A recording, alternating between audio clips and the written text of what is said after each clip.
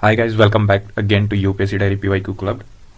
हम जो है अपना सीडीएस का पीवाईक्यू सीरीज कंटिन्यू कर रहे हैं। आपको पता है इस चैनल को आप सब्सक्राइब कर सकते हो, ठीक है, राइट नाउ, एंड फॉलो कर सकते हो प्लेलिस्ट यूपीएससी का। जो भी प्रीवियस ईयर क्वेश्चन, हम सारे एग्जाम्स का एक एक करके सारे क्वेश्चन को बिल्कुल फ्रीली डिकोड करेंगे, ठीक है। अभी करंटली हम लोग सीडीएस के लिए कर रहे हैं। सीडीएस का एग्जाम जो है मार्च, और एनडीए का भी, सीडीएस एंड एनडीए का दोनों के एग्जाम मार्च में है, ठीक है। उसके लिए हम प्रायोरिटी पहले कर रहे हैं और फिर धीरे धीरे UPSC, CSE, EPFO and all सारे एग्जाम्स का धीरे धीरे डिकोड करें। ये डेली पीवाईक्यू प्रैक्टिस सीरीज है। डेली एक ईयर का क्वेश्चन जो है मैं आपको दूंगा टेलीग्राम ग्रुप पे, ठीक है। इस टेलीग्राम ग्रुप पे यहाँ पे आप देख सकते हो कि मैंने यहाँ पे क्वेश्चन दी हुई है। आपको क्या करना है, इसको डाउनलोड करना है और प्रैक्टिस करना है सेल्फ। फिर इसका आंसर वीडियो सोल्यूशन जो है मैं कुछ दिनों बाद, कुछ देर बाद, आई मीन 4 घंटा 5 घंटे बाद, ठीक है, डेली इवनिंग को मैं इसका video explanation with pictorial representation आप देख सकते हो यहाँ पे ऐसे, ठीक है, ताकि वो माइंड क्लियर रहे अपना एकदम, बिल्कुल सारी चीजें जो है पिक्टोरियली याद रहे, ठीक है। पिक्चर से ज्यादा क्लियर होती है चीजें, तो हम करेंगे, ठीक है। ये हमारा डे 3 है और आज हम लोग करेंगे सीडीएस 2016 का जो फर्स्ट पेपर होता है मार्च में, उसका ज्योग्राफी क्वेश्चन, ठीक है। और ये जो है आप यूट्यूब का ये है सर्च बॉक्स है, you can search it from here, ठीक है। हम लोग होलिस्टिक एक्सप्लेनेशन लिखेंगे, साथ में concept revision with pictorial mapping, ठीक है। और आप you can't afford to miss this series, right. तो आप एक बार देखना, ठीक है, लास्ट तक देखना। अगर आपको बेनिफिशियल ना लगे तो फिर मुझे बताना। पीडीएफ के लिए आप इसको स्कैन कर सकते हो, यहाँ से पीडीएफ डेली मिल जाएगा आपको, ठीक है। टेलीग्राम ग्रुप आप यहाँ से ज्वाइन कर लो और यहाँ से एक्सेस कर सकते हो, ठीक है। तो ये देखो, ये फर्स्ट हमने वीडियो में किया था और फिर ये सेकंड वीडियो में हमने किया था, ठीक है, कल। और आज जो हम लोग करेंगे वो 2016 का सीडीएस एग्जाम का करेंगे, ठीक है। जो भी सोल्यूशन है हमारे पास क्वेश्चन उस सारे का। तो लेट्स स्टार्ट। पहला क्वेश्चन जो है 2016 का, यहां से देखते हैं आज जो फर्स्ट पेपर है उसका। पहला क्वेश्चन है पीरपांजल रेंज से रिलेटेड। आपने आई होप कि आपने कर लिया होगा इसको सॉल्व, ठीक है। अगर नहीं किया होगा तो स्क्रीन पॉज करके यहां पे कर लो आप, राइट। तो पीरपांजल range in the Himalayas is a part of, किसका पार्ट है पीरपांजल रेंज इन हिमालयज का? तो ये है लेसर हिमालय का पार्ट, ठीक है। और जो सीक्वेंस होता है माउंटेन पासेस का इन हिमालयज, ठीक है, या जो भी स्ट्रक्चर है हिमालयज का, वो हम देखते हैं कि सबसे नॉर्थ में जो है हिमालय का कौन सा है, ट्रांस हिमालय है, ठीक है। फिर उसके बाद से ग्रेटर हिमालय है और फिर lesser Himalaya and then outer Himalaya, या फिर उसको शिवालिक भी कहते हैं। उसके बाद से यहाँ पे प्लेन्स जो है, नॉर्दर्न प्लेन और गंगेटिक प्लेन जिसको हम लोग बोलते हैं, वो स्टार्ट हो जाता है। तो जो पीरपांजल रेंज है वो किसका पार्ट है? लेसर हिमालय का पार्ट है, ठीक है। यहाँ पे एक एक्स्ट्रा फैक्ट है, वो देख लो। फैक्ट क्या है कि पीरपांजल रेंज जो है is part of lesser Himalayas. It is the largest range in this section separating the Jammu hills from Kashmir hills. यानी कि पीरपांजल रेंज जो है वो क्या करता है कि जम्मू हिल्स को सेपरेट करता है, किससे? कश्मीर वैली से। तो यहाँ पे पीरपांजल रेंज है, इसका ध्यान रखना। ये एक्स्ट्रा फैक्ट है कि it separates, पीरपांजल range separates Jammu hills from Kashmir valley, ठीक है। अब नेक्स्ट क्वेश्चन पे चलते हैं हम लोग। क्वेश्चन नंबर 7 क्या कह रहा है कि consider the following statement regarding laterite soil of India, ठीक है। सॉइल से रिलेटेड क्वेश्चन ऑलमोस्ट हर साल या हर अल्टरनेट साल में पूछ लेता है, तो आप इसको देखना और बताना। अगर आपको सॉइल से रिलेटेड एक वीडियो में कंप्लीट इन्फॉर्मेशन चाहिए, हार्डली 20 मिनट्स का वीडियो होगा वो, और सारी इन्फॉर्मेशन क्लियर होगा, सॉइल का क्वेश्चन कभी गलत नहीं होगा वहां से, राइट। तो do let me know this if you want, कि कमेंट सेक्शन में बताओ आप कि अगर चाहिए तो, ओके। इस क्वेश्चन को करते हैं कि laterite soil are generally red in colour, ठीक है। Laterite soil are rich in nitrogen and potash. आगे देखते हैं। Laterite soil are well developed in Rajasthan and UP. Tapioca and cashew nuts grow well in this soil. अब इसमें से बताना है कि कौन सा स्टेटमेंट जो है करेक्ट है, ठीक है। इसको देखना बहुत जरूरी है, कभी नॉट करेक्ट भी दे देता है, तो इसको इंश्योर करो। अब ये ऑप्शन देखो, ऑप्शन क्या है कि ऑप्शन चारों स्टेटमेंट को बोल ही नहीं रहा है कि ये चारों स्टेटमेंट जो है या तो गलत है या फिर चारों स्टेटमेंट सही। कैसे पता चला मुझे? क्योंकि कह रहे हैं कि 1 ओनली हो सकता है करेक्ट, राइट। 2, 3, 4 हो सकता है, यानी कि मैक्सिमम 3 ऑप्शन भी करेक्ट हो सकता है, 1, 2, 4 भी, 1 एंड 4, यानी चारों ऑप्शन तो करेक्ट नहीं है, ठीक है, और ना ही चारों ऑप्शन इनकरेक्ट है। तो आपको अगर नहीं पता है तो कैसे करोगे, इस चीज का ध्यान रखना है। क्वेश्चन सॉल्विंग टेक्निक भी बता रहा हूं आपको, ठीक है। अब क्वेश्चन में से आपको मस्ट पॉसिबल जनरलिस्टिक वर्सेस एक्सट्रीम आपको ध्यान देना है, जनरल या फिर एक्सट्रीम, ठीक है। इस पे फोकस करना है कि कौन सा जो है जनरलिस्टिक स्टेटमेंट है और कौन सा एक्सट्रीम स्टेटमेंट है। यहां पे कह रहा है कि, और स्वैपिंग टेक्निक देखो क्या होता है। स्वैप टेक्निक क्या होता है कि आइदर रिच को पुअर में कन्वर्ट कर देगा या फिर पुअर को रिच में कन्वर्ट कर देगा, ठीक है, या फिर उसको इंक्रीज को डिक्रीज में कर देगा, डिक्रीज को इंक्रीज में कर देगा, ठीक है। तो ये डिफरेंट डिफरेंट क्वेश्चन में आएंगे, हम लोग काफ़ी सारी चीज़ें देखेंगे, ठीक है। तो अभी इस क्वेश्चन को हम लोग देखते हैं कि क्या है।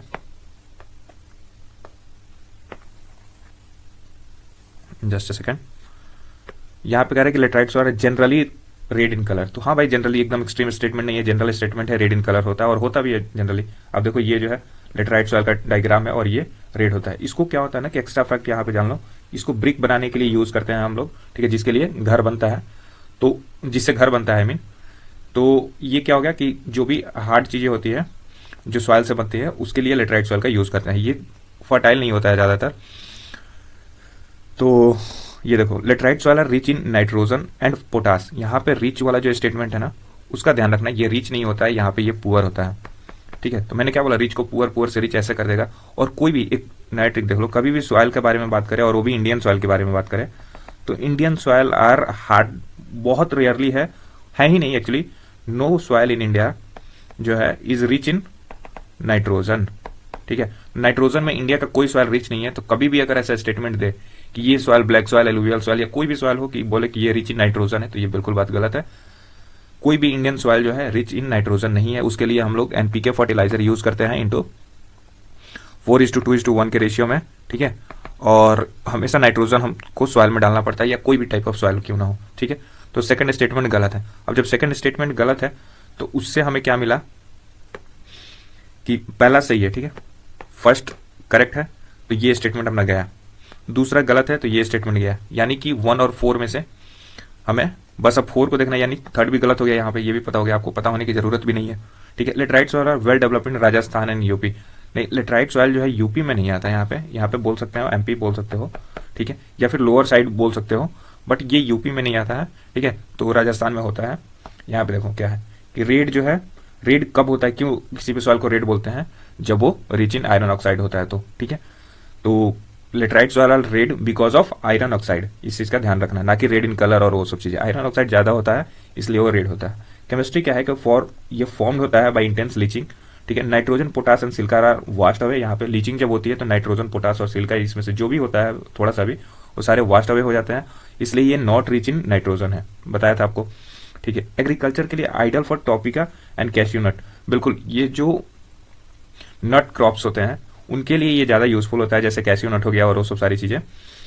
तो ये स्टेटमेंट बिल्कुल सही है। लोकेशन जो है found in highly rainfall zone, जहां पे बहुत ज्यादा रेन होता है ना, वहां पे लेटराइट सॉइल पाया जाता है, ठीक है, वहां पे मिलता है, जैसे कि वेस्टर्न घाट हो गया। Not in dry areas like Rajasthan, ठीक है।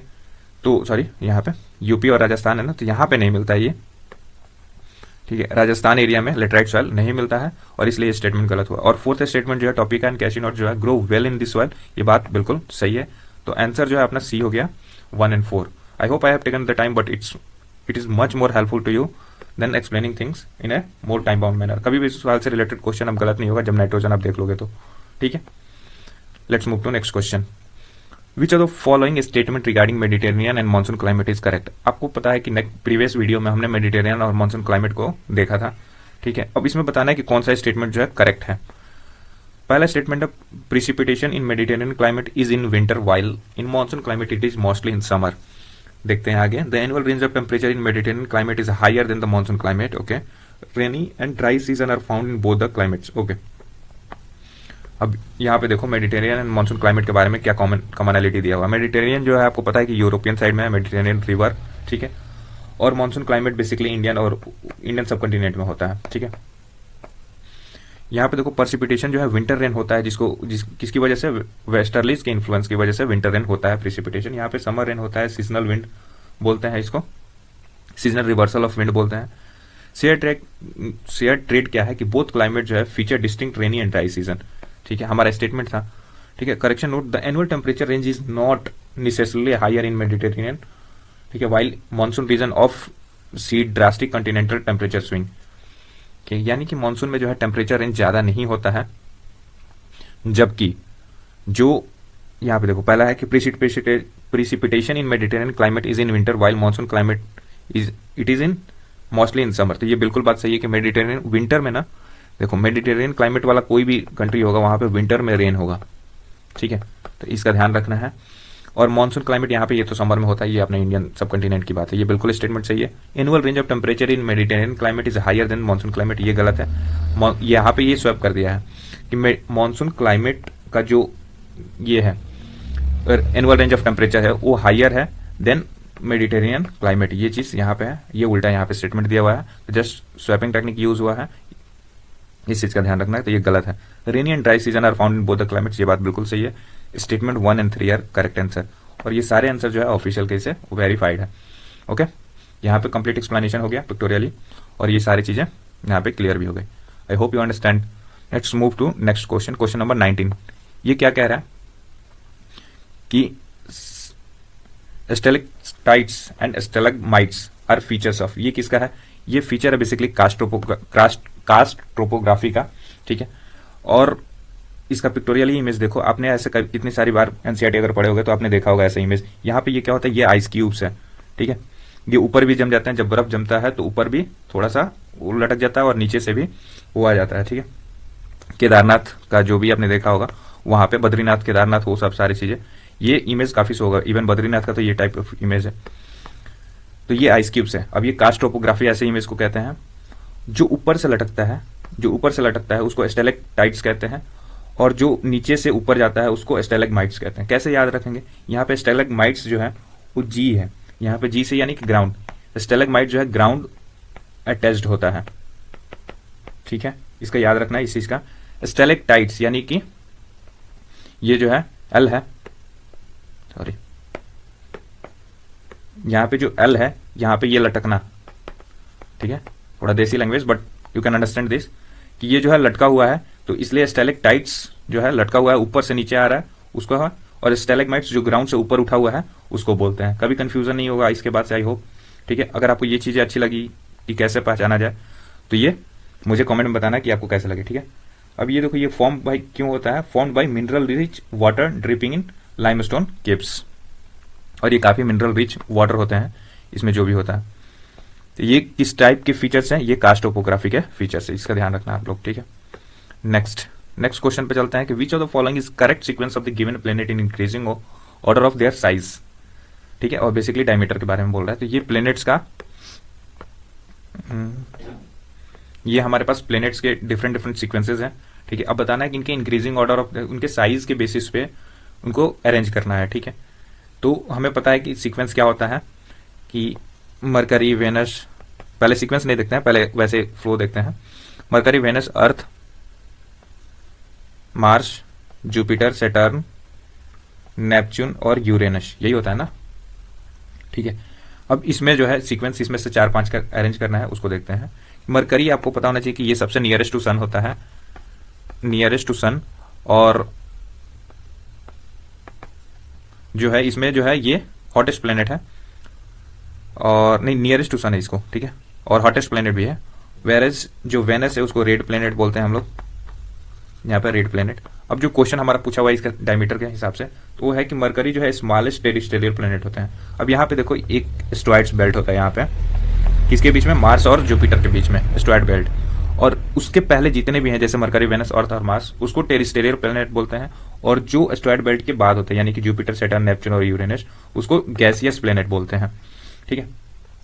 अब इसका सीक्वेंस क्या है? मरकरी सबसे छोटा होगा, फिर मार्स होगा उसके बाद से वेनस होगा, फिर अर्थ होगा, ठीक है। और वेनस और अर्थ को, वेनस को क्या कहा जाता है? अर्थ ट्विन्स बोला जाता है, ठीक है, अर्थ ट्विन, ठीक है। फिर अर्थ के बाद से यूरेनस हो जाएगा, राइट, यही सीक्वेंस है। यहां पे क्या होगा इसका आंसर 20 का, तो 20 का बी होगा, option B, Mars, Mercury, Mars, Venus, Earth, Uranus, ठीक है। ओके, नेक्स्ट क्वेश्चन है, consider the following statement, most of the coal and the ferrous group of minerals in India occurs in peninsula south of Vindhyas, ठीक है। Most of the coal and the ferrous group of minerals in India occur in the peninsula south of Vindhyas, मतलब जो भी India है, ठीक है, ये कह रहा है कि इंडिया है और यहाँ पे विंध्याज है, विंध्यान माउंटेन्स जो है यहीं पे है, इसके साउथ में most of the coal and ferrous group, ferrous क्या होता है? आयरन डोमिनेटेड, ठीक है, और कोल, तो कह रहे हैं कि कोल और फेरस ग्रुप जो भी मिनरल्स होते हैं ये सारे जो है साउथ ऑफ विंध्याज फाउंड होते हैं, ठीक है। स्टेटमेंट थोड़ा ठीक लग रहा है, स्टेबल लग रहा है, राइट, और ठीक ही है। The peninsula India once formed part of super continent which included Australia, Antarctica, Africa and South America. अब कह रहे कि पेनिनसुलर इंडिया जो है, जो अभी पार्ट है, वो एक बार पार्ट था किसका? Super continent. कौन सा सुपर कंटिनेंट? जब हमारा पेंजिया और गोंडवाना डिस्ट्रीब्यूशन हुआ था वैसे। तो हम किसके पार्ट है? इंडिया जो पार्ट है वो किसका है? गोंडवाना लैंड का पार्ट है, ठीक है, जिसमें इंक्लूडेड था उस गोंडवाना लैंड में ऑस्ट्रेलिया भी था, अंटार्कटिका भी था, अफ्रीका भी था और साउथ अमेरिका भी था, ठीक है। ये देखो यहाँ पे, और यहाँ से हमने टूटा, यहाँ पे साउथ, ये अफ्रीका हो गया, यहाँ पे ये जो है ऑस्ट्रेलिया इधर मूव कर गया है, फिर इंडिया इधर मूव कर गया है ना। तो ये इधर देखोगे तो आप साउथ अमेरिका भी इधर आ जाएगा, ये नीचे देखोगे तो अंटार्कटिका भी आ जाएगा। ये सारे जो है गोंडवाना लैंड का पार्ट था, ठीक है, और यहाँ से ये चेंज हुआ। अब कह रहे हैं कि the peninsular block was once part of Gondwana land. ये लॉजिक बॉक्स आपका देखो एकदम बिल्कुल परफेक्ट फिट बैठ रहा है कि पेनिनसुलर ब्लॉक जो है वो बिल्कुल गोंडवाना लैंड का पार्ट था। This geological legacy is why coal and ferrous minerals are concentrated in northern eastern peninsula south of Vindhyas. ये भी स्टेटमेंट बिल्कुल सही है और ये प्रूव भी कर रहा है। तो यहाँ पे देखो कि जो भी कोल था या फिर फेरस था, आयरन और आयरन डोमिनेटेड, ये सारे जो है south of Vindhyas find out होते हैं, ठीक है। तो दोनों स्टेटमेंट करेक्ट है, बिल्कुल करेक्ट है, और आंसर जो है इसका सी है। आई होप कि काफी सारे इन्फॉर्मेशन यहां से आपको मिल रहे होंगे। ओके, नेक्स्ट क्वेश्चन पे हम लोग चलते हैं कि which of the following statement is are correct? The earth is nearest to sun at perihelion, ठीक है, on January 3rd। The earth is farthest away from the sun at perihelion which generally occurs on July 4। The earth is farthest away from the sun at aphelion which is generally occur on July 4। अच्छा, ये reversal of statement है, वो देखते हैं हम लोग, है ना। पेरिहेलियन और एफेलियन के बारे में आपको पता होना चाहिए। अब ये पेरिहेलियन क्या होता है कि जब सन और अर्थ के बीच में डिस्टेंस सबसे कम हो, मतलब सन, अर्थ जो है सन से सबसे करीब होता है, तो वो क्या, उसको क्या बोलते हैं? पेरिहेलियन। कैसे याद रखते हैं इसको कि अर्थ जो है पास आ गया किसके? सन के। अब पी जो पास है उससे याद कर लेना पेरिहेलियन, ठीक है। और ये कब होगा? सन कब पास में होगा? तो ऐसे गर्मी में होता तो बहुत ज्यादा जलन होती, ठीक है, तो ये विंटर सीजन के पास होता है, और विंटर सीजन कब? जनवरी में होता है ना। तो ये पेरिहेलियन जो है वो 3 जनवरी को सबसे नियरेस्ट होता है टू द सन। और जो एपहेलियन का कंडीशन है फारदेस्ट, एपहेलियन मतलब फारदेस्ट, और ये फारदेस्ट कब होता है? जब गर्मी होता है, जुलाई का टाइम होता है, उस टाइम पे बहुत दूर होता है। फिर भी सोचो, बहुत दूर होने के बाद भी गर्मी उतना लगता है ना। तो ये याद रखना, एपहेलियन July 4 में होता है, जो फारदेस्ट डिस्टेंस है, और जो नियरेस्ट डिस्टेंस जब सन अर्थ के पास आता है, अर्थ सन के पास जाता है, वो कब होता है? January 3rd को, और इसको क्या बोलते हैं? पेरिहेलियन। याद कैसे रखेंगे? अर्थ जब पास जाता है सन के तो उसको पेरिहेलियन कहते हैं, और पेरिहेलियन याद हो गया तो एफिलियन, तो एक दो ही याद ही करना है, एक नियरेस्ट और फारदेस्ट, ठीक है। अब यहाँ पे एक लॉजिक बॉक्स में अपना एक देखेंगे कि when we are farthest from sun during the northern hemisphere summer. जब नॉर्दर्न हेमिस्फीयर में समर होगा तो दूर रहता है, ऑब्वियसली जुलाई का टाइम है ये, है ना। Seasons are determined by axial tilt not orbital distance. अब एक चीज यहाँ पे ध्यान रखना कि हमारा अर्थ जो है वो कहते हैं कि 23.5 डिग्री पे टिल्टेड है, ठीक है। अब 23.5 डिग्री पे टिल्टेड, ये डिटरमाइन करता है किसका? Axial tilt. ये डिटरमाइन करता है कि सीजन कैसा होगा, समर या विंटर का, ठीक है। तो एक्सियल टिल्ट के बारे में क्वेश्चन आया हुआ है काफी बार, इसको ध्यान रखना कि एक्सियल टिल्ट होने की वजह से जो है उस सीजन पे इफेक्ट पड़ता है, ठीक है, विंटर और समर सीजन ऐसे। तो इसका आंसर 29 का आंसर क्या हो जाएगा अपना? ऑप्शन सी, यानी कि फर्स्ट सही है कि पेरिहेलियन जनवरी में होता है और ये नियरेस्ट है यहाँ पे, और एपहेलियन जो है यहाँ पे एफएलियन में फारदेस्ट अवे फ्रॉम द सन होता है, और ये कब होता है? 4 जुलाई को। बाकी स्टेटमेंट देखोगे तो एक दूसरे का मिक्स मैच है। पेरिहेलियन जुलाई में होगा नहीं, ये बात गलत है, और यहाँ पे एफएलियन जनवरी में दिया हुआ है, सब स्टेटमेंट कर दिया है, तो ये गलत है, ठीक है। आंसर जो है इसका सी है। विच of the following island is of volcanic origin? कौन सा आइलैंड जो है वॉल्केनिक ओरिजिन का होता है? तो यहाँ पे देखोगे कि रीयूनियन आइलैंड कह रहा है, अंडमान एंड निकोबार आइलैंड कह रहा है, लक्षद्वीप आइलैंड कह रहा है, और मालदीव्स। इनमें से कौन सा वॉल्केनिक ओरिजिन के हैं? तो जो रीयूनियन आइलैंड है वो जो है वॉल्केनिक ओरिजिन का है, ठीक है। और जो लक्षद्वीप है या फिर मालदीव्स है, यहाँ पे देखो लक्षद्वीप हो या मालदीव्स हो, ये इसका ओरिजिन कौन सा है? इसका कोरल ओरिजिन है। और अंडमान और निकोबार का जो ओरिजिन है वो टेक्टोनिक है, टेक्टोनिक ओरिजिन, राइट। तो इसको याद रखना। अभी आइलैंड ऑफ वॉल्केनिक ओरिजिन पूछ दिया रीयूनियन आइलैंड का, बट आगे पूछ दे कि अंडमान एंड निकोबार जो है इज ऑफ टेक्टोनिक ओरिजिन, और बोल दे कोरल ओरिजिन और किसका, तो आपको पता होना चाहिए कि अंडमान एंड निकोबार जो है टेक्टोनिक ओरिजिन का है, लक्षद्वीप एंड मालदीव जो है वो कोरल ओरिजिन का है, right. Which of the following is the cause of long term sea level change? Long term sea level change का कौन सा कारण है? क्या वो एटमोस्फेरिक डिस्टर्बेंस है? क्या वो changes in maritime water density है, क्या वो changes of melting of icebergs है, क्या वो मेल्टिंग ऑफ आइस शीट्स है।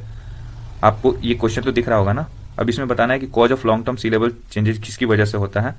तो जो long term sea level changes होता है वो because of melting of ice sheet होता है, ना कि आइसबर्ग। ठीक है, इसमें बेसिक कंफ्यूजन था, इसको ध्यान रखना। ये ऑफिशियल आंसर है कि it's changes the cause of long term sea level changes because of melting of ice sheet. ठीक है, यहां पे देखो फ्लोटिंग आइस आर्किमिडियन प्रिंसिपल, यहां पे ध्यान रखना कि आर्किमिडियन प्रिंसिपल जो है किससे बात करता है, तो आर्किमिडीज प्रिंसिपल वो फ्लोटिंग ऑफ आइस होता है। ठीक है, और ये क्या कहता है आर्किमिडीज प्रिंसिपल की मेल्टिंग होने से कोई लेवल में चेंज नहीं होता। यानी कि आप एक ग्लास ले लो, ठीक है, इसमें आइस का एक क्यूब डालो, ठीक है, अब ये जो है जितना अब बोलेगा कि गलने के बाद से ये आइस क्यूब था ये गल गया, तो क्या वाटर जो है ओवरफ्लो हो जाएगा यहाँ के बाद से या फिर गिर जाएगा, हो जाएगा? कुछ नहीं होता है। जितना आइस क्यूब है ना, जितना उसका वॉल्यूम होता है वो अपना वॉल्यूम को गैदर कर लेता है, तो गलने के बाद भी there will be no change. ठीक है, और इसी बात को आर्किमिडीज प्रिंसिपल कहता है। ठीक है, लॉन्ग स्टैंडिंग आइसिड जब पिघलता है तो वॉल्यूम ऐड होता है। देखो यहां पे क्या है, आइसबर्ग कहां पे होता है, आइसबर्ग जो है बिल्कुल ओशियंस में होते हैं वैसे। ठीक है, और उनके वो अपना वॉल्यूम ले लेता है तो उसकी वजह से चेंजेस नहीं होते हैं। बट जब आइसिट होता है, आइसिट किस पे होता है, कोई माउंटेन्स पे होगा या कोई अपर एरिया पे होगा, अपर हिल पे होगा, वहां से होता है। और वहां से जब चेंज होता है ना, वहां से जब पिघलता है तो क्या करता है, वॉल्यूम को ऐड करता है और इसकी वजह से लॉन्ग टर्म जो है सी लेवल राइज होता है। ठीक है, यहाँ पे देखो यही चीज जो है मैंने अभी बोला कि आइसबर्ग जो है ऑलरेडी डिस्प्लेस कर देता है their own weight in water, only new water entering the ocean from land based ice it raises the global sea level. ठीक है, कितना सही फैक्ट है और कितना इजी टू अंडरस्टैंड इस चीज का। तो ये याद रखना कि आइस सीट की वजह से होता है, ना कि सी लेवल राइज, ना कि melting of iceberg. 39 consider the following tributaries of river Brahmaputra. Tributaries Indus का भी पूछा हुआ है, पहले पेपर में हम लोग देखा था कि 2015 में का पहला पेपर में इंडस का ट्रिब्यूटरीज पूछा था।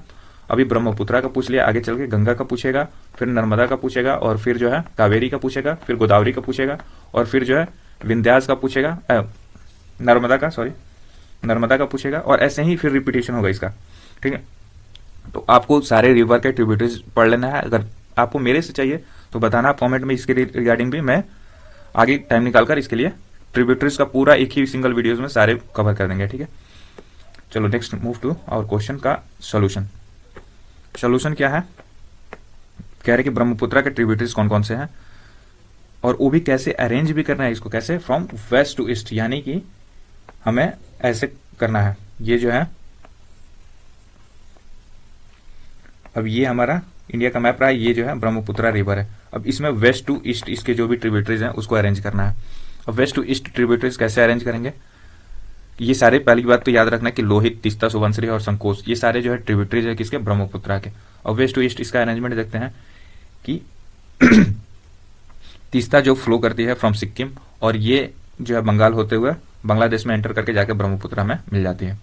ठीक है, फिर संकोच रिवर जो है वो भूटान से ऊपर उधर तिब्बत से निकलते हैं यहाँ पे, और ये जो भूटान होते हुए इंडिया अरुणाचल प्रदेश होते हुए असम में आके मिल जाती है ब्रह्मपुत्र से। फिर सुबनसिरी जो है ये जो है ब्रह्मपुत्र से आके मिलती है, और लोहित जो है इधर वेस्ट ईस्ट ऑफ तिब्बत से निकलती है और वहां से आके यहाँ पे मिल जाती है ब्रह्मपुत्र से। ठीक है, तो इसका वेस्ट टू ईस्ट सीक्वेंस जो है वो क्या हो गया, पहले तीस्ता, फिर संकोच, फिर सुबनसिरी और फिर लोहित, यानी कि इसका आंसर जो है ऑप्शन ये हो जाएगा।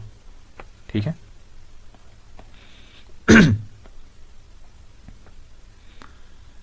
40 नंबर क्वेश्चन कह रहा है कि विच ऑफ द फॉलोइंग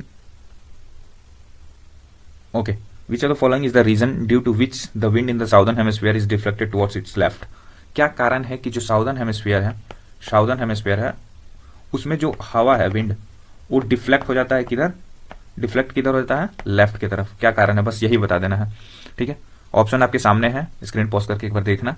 ठीक है, और इसका आंसर डायरेक्ट मैं बताता हूं कि इसका आंसर है बिकॉज ऑफ रोटेशन ऑफ अर्थ। आपको पता है कि अर्थ का रोटेशन जो है वो कैसा होता है, अर्थ का रोटेशन कैसा होता है, वेस्ट टू ईस्ट। और इस क्वेश्चन को हमने देखा था अपने प्रीवियस वीडियो एक्सप्लेनेशन में 2015 का जो सेकंड वाला वीडियो था उसमें, कि अर्थ का रोटेशन जो है कैसा होता है, वेस्ट टू ईस्ट। और इसी की वजह से जो साउदर्न हेमिस्फीयर है, ठीक है, साउदर्न हेमिस्फीयर में है जो रोटेशन ऑफ अर्थ होता है, उसकी वजह से जो विंड है वेस्ट टू ईस्ट चेंज हो जाता है। ठीक है, यहाँ पे ये पिक्चर एक्चुअली गलत दिया हुआ है, सॉरी, ये अपना अर्थ हुआ। अब जब अर्थ है तो यहाँ पे देखो ये इक्वेटर है और ये ट्रॉपिक ऑफ कैंसर हो गया, कैप्रिकॉन कैंसर हुआ और ये ट्रॉपिक ऑफ कैप्रिकॉन हुआ। अब जो अर्थ का डिफ्लेक्शन है वो ऐसे होता है विंड का, जो नॉर्दर्न हेमिस्फीयर में है वो भी वेस्ट टू ईस्ट जाता है और अवे फ्रॉम इक्वेटर जाता है, और इसमें भी वेस्ट टू ईस्ट जाता है। ठीक है, और इससे क्या होता है, यहाँ पे देखो वेस्ट टू ईस्ट जा रहा है, साउदर्न हेमिस्फीयर है ये अपना, और ये नॉर्दर्न हेमिस्फीयर है। ठीक है, और इसको ईस्टर्लीज इसीलिए कहा जाता है। और ये क्यों हो रहा है ऐसा, because of rotation of earth. Earth कैसे रोटेट करता है, वेस्ट टू ईस्ट। ठीक है, इसका आंसर डी हो जाएगा। और अभी हमने देखा था कि इंक्लाइंड एक्सिस ऑफ अर्थ, जो इंक्लाइंड एक्सिस ऑफ अर्थ होता है उसकी वजह से क्या होता है, उसको जो सीजन चेंज होता है, ठीक है, वो किसकी वजह से होता है, जो एक्सियल टिल्ट है अर्थ का 23.5 डिग्री, उसकी वजह से सीजन चेंज होता है। अब नेक्स्ट क्वेश्चन क्या है कि नेक्स्ट क्वेश्चन है the I of the cyclone has abnormally high temperature and lowest pressure. Screen pause करके ऑप्शन देख लियो। इसका आंसर जो है वो क्या है कि आई ऑफ साइक्लोन जो है abnormally high temperature and lowest pressure, मतलब टेम्परेचर काफी हाई होता है और प्रेशर बहुत कम होता है, बहुत ठंडा इलाका होता है at the I of the cyclone. क्या होता है वो, यहाँ पे देखो कि ये आई वॉल है और ये राइजिंग एयर है और यहाँ पे सबसाइडिंग एयर होगा, मतलब कि एक राइज एयर यहाँ से उठ रहा होगा, ठीक है, बिकॉज ऑफ वार्म टेम्परेचर, और यहाँ पे बीच में एक गैप होगा। ठीक है, और जब सबसाइडिंग एयर होगा ना तो यहाँ पे काफी क्लियर स्काई दिखेगा। ठीक है, और सबसे कम प्रेशर, यानी कि बहुत ठंडा इलाका। प्रेशर कम कब होगा, सॉरी प्रेशर कम क्यों बोल रहा हूं, जो लोएस्ट प्रेशर होगा, लोएस्ट प्रेशर कब होगा कि जब हॉट इलाका होगा, मतलब काफी गर्म वार्म करंट होगा ना, वार्म, ठीक है, वहां पे। ठीक है, और यहीं पे आई फॉर्म होता है of the cyclone. Logic box क्या कह रहा है कि while the storm wall is violent the eye is defined as its calm area, it is a vacuum center where subsiding air prevents cloud formation. ये ऐसा आई होता है कि ये काम एरिया है, यहाँ पे एकदम, क्योंकि साइड साइड से एयर रेज हो जा रहा है ना, ठीक है, और यहाँ पे एकदम काम एरिया हो जाएगा, यहाँ पे कोई भी क्लाउड फॉर्मेशन नहीं होगा। ठीक है, नो क्लाउड फॉर्मेशन, और क्लियर स्काई दिखेगा। बहुत काम एरिया होता है जो आई होता है वहां पे, और आई कहां पे होता है, बिल्कुल सेंटर पे होता है। ठीक है, तो लोएस्ट प्रेशर होगा यहाँ पे और हाई टेम्परेचर होगा आई ऑफ द साइक्लोन पे।